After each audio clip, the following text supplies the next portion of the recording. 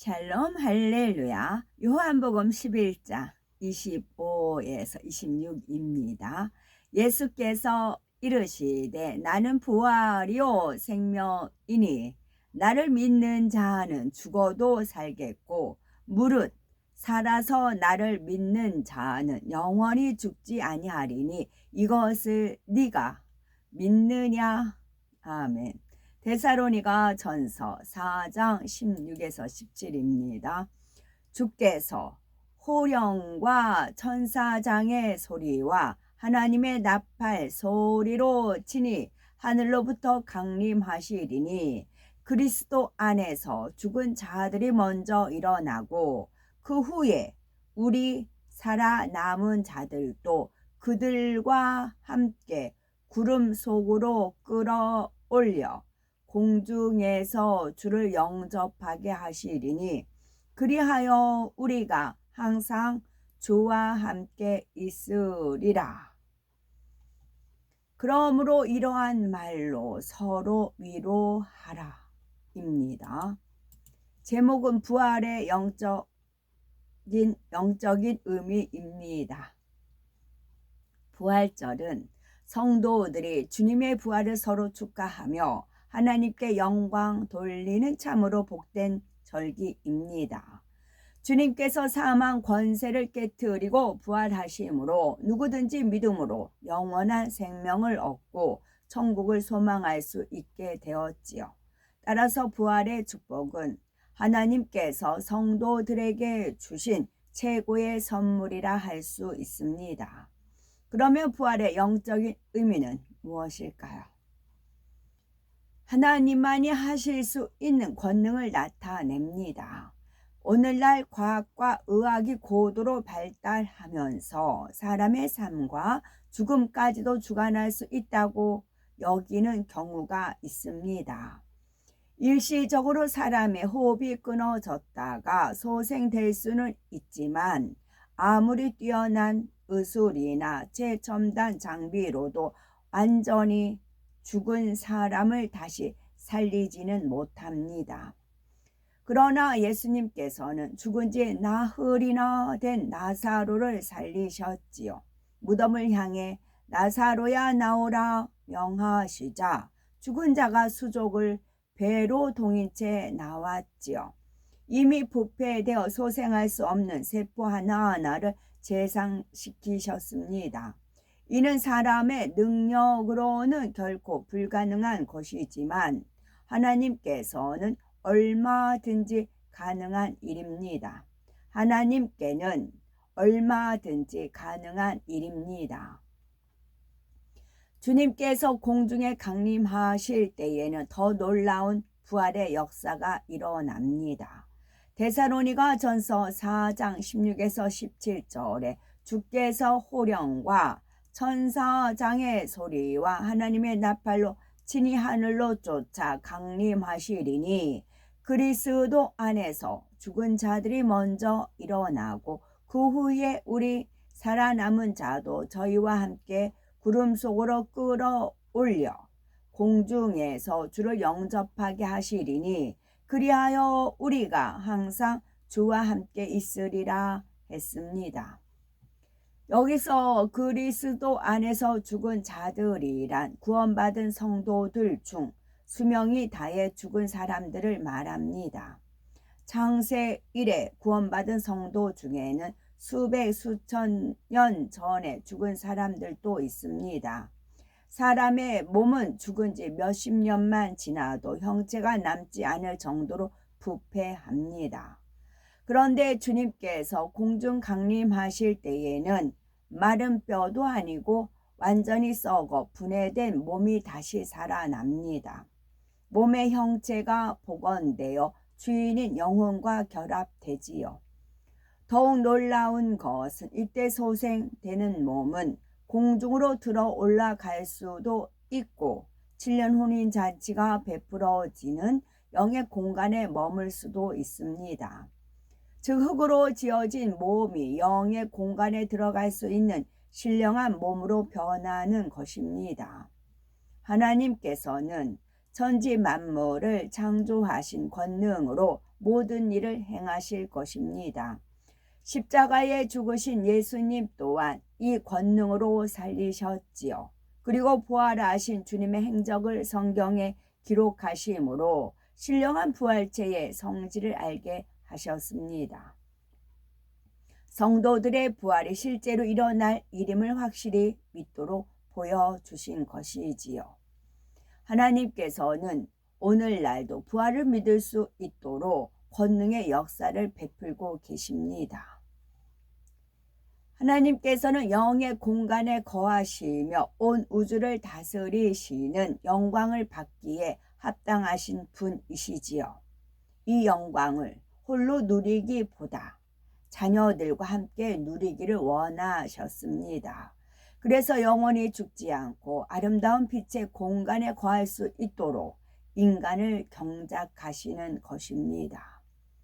우선 첫사람 아담을 생명으로 지으시고 영의 공간, 곧 에덴 동산에 살게 하셨지요. 하지만 그곳에서의 삶은 하나님께서 궁극적으로 주시고자 하는 온전한 영광은 아니었습니다. 하나님께서 거하시는 빛의 공간에 아담이 함께 거하며 사랑을 나누기 원하셨지요. 생명 아담은 에덴 동산에서 살 동안 풍요로운 그곳의 삶이 얼마나 값지고 행복한 것인지 몰랐습니다. 하나님의 말씀에 불순종한 후에 이 땅으로 쫓겨나 눈물, 슬픔, 질병, 고통을 겪어본 뒤에야 에덴 동산에서의 삶이 얼마나 행복했는지 알게 되었지요. 즉 상대성을 체험한 후에야 하나님 안에서 누리던 자유와 풍요가 얼마나 값진 것인지를 깨달았던 것입니다. 아담은 이처럼 범죄 후에 상대성을 체험하고 하나님의 사랑을 아는 자녀로 나온 후에는 천국에서 영원히 행복을 누리게 되었습니다. 천국은 에덴 동산과는 차원이 다른 곳입니다. 낙원 1천층, 2천층, 3천층 새 예루살렘으로 나뉘어 있으며 각 처소마다 영광이 다릅니다. 하나님께서 궁극적으로 우리에게 주시고자 하는 영광은 바로 새 예루살렘 성의 영광입니다. 우리를 가장 아름답고 영화로운 곳에 드리기 원하시기에 하나님께서는 독생자 예수님도 아끼지 않고 보내주셨지요. 그 결과 예수님의 십자가의 보혈의 공로로 우리의 죄가 속량되고 예수 그리스도를 믿음으로 영생을 얻게 되었습니다. 설령 수명이 다해 죽어도 다시 사는 영광을 주셨죠. 하나님께서는 우리가 이 땅에 사는 동안에도 이런 영광을 어느 정도 누릴 수 있도록 축복해 주셨습니다.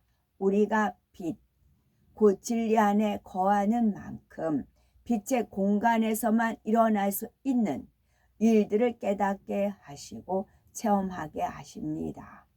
또한 우리에게 하나님의 놀라운 능력을 나타내도록 역사하셔서 영광을 받으시기도 하시지요. 이처럼 영광을 받으신 하나님께서는 어찌하든 자녀들과 함께 나누기 원하십니다. 이 땅에서뿐만 아니라 장차 천국에서도 해와 같이 빛나는 영광의 자리에 거하기를 우리 자신보다 더 간절히 바라십니다. 우리는 아름답고 영원한 천국에서 산다는 것을 감히 상상할 수 없는 존재들이었지요. 죄로 인해 영원히 꺼지지 않는 지옥불에 던져질 운명이었습니다. 그런데 하나님께서 예수님을 우리 대신 사망에 내어주심으로 우리가 천국에서 영원히 행복한 삶을 누리게 되었습니다. 하나님의 본체이신 예수님께서는 육을 입으실 이유도 죽음을 겪으실 이유도 없었는데 우리를 사망에서 건지시려고 모든 희생을 감수하셨습니다. 처참하게 죽음을 당하셨지만 죄가 전혀 없기에 하나님의 권능으로 다시 살아나셨지요. 요한복음 11장 25에서 26절에 예수께서 가라사대 나는 부활이요 생명이니 나를 믿는 자는 죽어도 살겠고 무릇 살아서 나를 믿는 자는 영원히 죽지 아니하리니 이것을 네가 믿느냐 말씀하십니다. 예수님께서 우리 몸이 죽지 않도록 죽어도 다시 살도록 대신 죽임을 당하셨지요. 또한 부활하심으로 장차 신령한 몸을 입고 영원한 천국에 들어갈 것을 소망하게 하셨습니다. 이 모든 것은 아버지 하나님의 크신 사랑이지요. 우리의 더럽고 추한 죄들을 그 아들의 피로 깨끗이 씻겨주시고 참으로 위대하고 아름다우시며 선하신 하나님을 감히 아바 아버지라 부를 수 있도록 허락하셨습니다. 누구든지 믿음으로 구원받아 죄사함을 받고 성령의 능력으로 아름다운 주님의 신부가 될 수 있도록 도와주시며 영원히 안식할 수 있는 천국 처소까지 예비하셨습니다. 장차 공중 강립하신 주님과 진령 혼인 잔치가 있을 영의 공간과 우리가 영원히 살아갈 천국은 참으로 신비롭고 영화로운 곳입니다. 내가 되면 하나님께서는 우리를 신령한 몸으로 변화시켜 세마포를 입히시고 공중에서 7년 동안 혼인잔치를 하실 것입니다. 그 후 우리는 주님과 함께 이 땅에서 천년 동안 왕노릇 하다가 백보자 대심판 후에 정성껏 예비하신 천국의 처소로 들어가 영원토록 살게 됩니다. 이 사랑에 보답하려면 더 이상 주님을 십자가에 못 박는 일이 없어야 하며 거룩하고 아름다운 주님의 신부가 되어야 되겠지요. 그리하여 주님께서 공중 강림하실 때에 가장 빛나는 부활체로 변화되어 그 품에 안길 수 있어야 되겠습니다. 영적인 부활과 육적인 부활 살펴보겠습니다. 주님을 영접하여 마음의 성령을 선물로 받으면 죽었던 영이 살아나는데 이것을 영적인 부활이라 합니다. 육적인 부활이란 주님께서 공중 강림하실 때 구원받은 사람의 몸이 썩지 아니할 신령한 몸으로 변화하는 것을 말하죠. 아멘.